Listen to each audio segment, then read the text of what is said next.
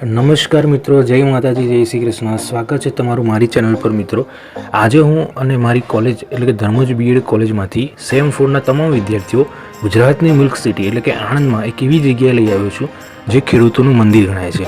જી હા, હું વાત કરી રહ્યો છું આણંદ કૃષિ યુનિવર્સિટી એટલે કે AAU વિશે, જેને આપણે સૌ ખેતીવાડી તરીકે ઓળખીએ છીએ. આજે આપણે આ કેમ્પસનો ભવ્ય ઇતિહાસ જાણીશું, અહીંનું મ્યુઝિયમ જોઈશું અને જાણીશું કે આ યુનિવર્સિટીનો લોગો શું સંદેશ આપે છે. તો ચાલો મિત્રો, મારી સાથે આ સફર કરો.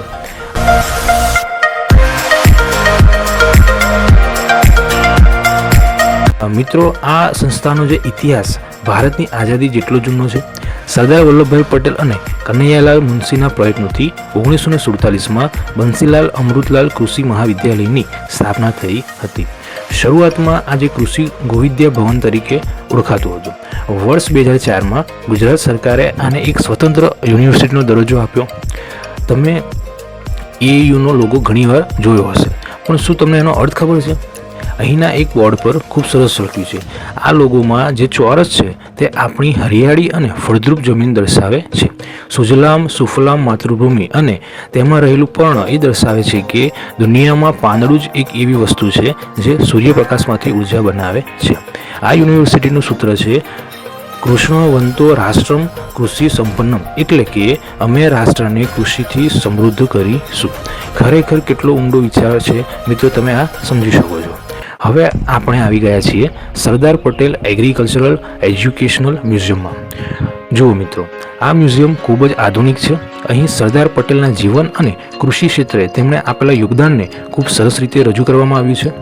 અહીં પશુપાલન અને ખેતીની જૂની પદ્ધતિઓથી લઈને આધુનિક ટેકનોલોજીના મોડલ્સ પણ જોવા મળે છે.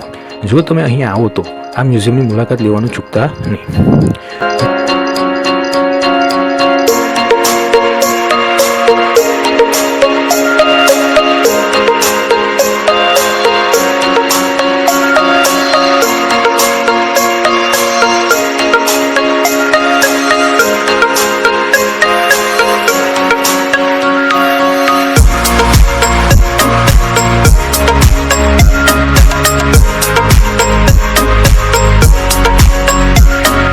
અહીં જૂના જમાનામાં વપરાતા ઓજાર અને આધુનિક જમાના માટે ઓજાર, આ ઉપરાંત ગાયની અલગ અલગ પ્રકારો અને ખેતીમાં ડાંગર, મગ અને ઘણી એવી ખેતીની પેદાશોના અલગ અલગ નમૂનાઓ અહીં મિત્રો તમને જોવા મળશે.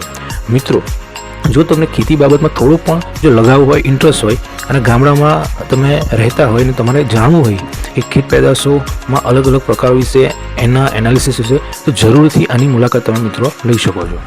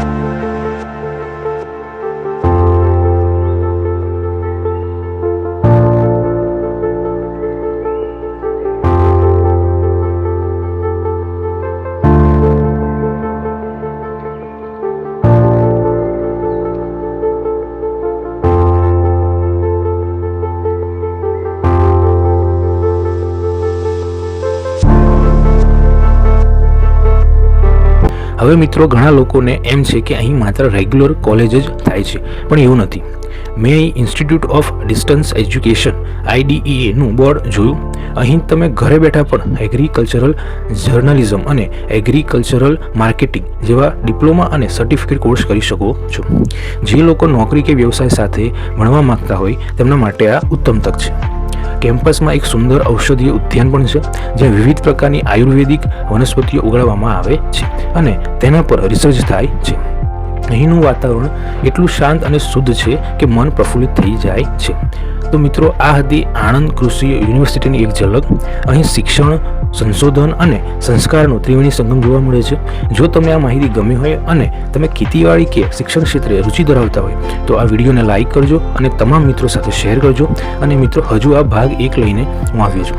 હજુ આ યુનિવર્સિટી બહુ મોટી છે અને હું એવું ઈચ્છું છું કે તમને આપણા યુટ્યુબ ચેનલ પર આ કૃષિ યુનિવર્સિટી વિશે સંપૂર્ણ માહિતી અને સંપૂર્ણ જે યુનિવર્સિટીનો ભાગ છે જેટલા વિસ્તારમાં ફેલાયેલી છે, વિડીયોના થ્રુ તમને માહિતી આપી શકું, બતાવી શકું. એટલા માટે ભાગ 2 અને ભાગ 3 પણ બહુ જલ્દી મિત્રો લઈને હું આવવાનો છું. તો મિત્રો, જરૂરથી વિડીયોને એન્ડ સુધી જોજો અને શેર કરજો. અને ફરી મિત્રો મળીએ છીએ હવે નેક્સ્ટ વિડીયોમાં. ત્યાં સુધી જય હિન્દ, જય ભારત, વંદે માતરમ, બાય બાય.